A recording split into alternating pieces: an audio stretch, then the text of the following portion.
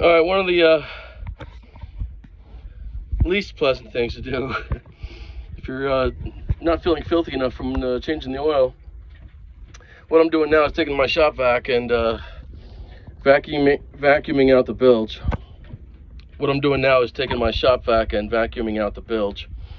My bilge pump has a check valve on it to prevent water from coming back in after it's been pumped out, so I have to release that to empty the hose going up to the stern so it doesn't freeze in there.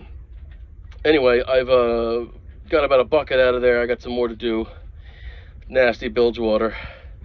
Basically, I'm just filling this up one container at a time, dumping it down my sink, which goes down to the yard. It's just salty water. Gonna do that a few times, get this nice and drained out, and then pop a little bit of that antifreeze in there so that if water accumulates over the winter, it doesn't freeze in the bilge and potentially crack open the sides of the boat. Even though this is an old ass Pearson, tough as nails, you don't want water in there freezing. All right, more to come.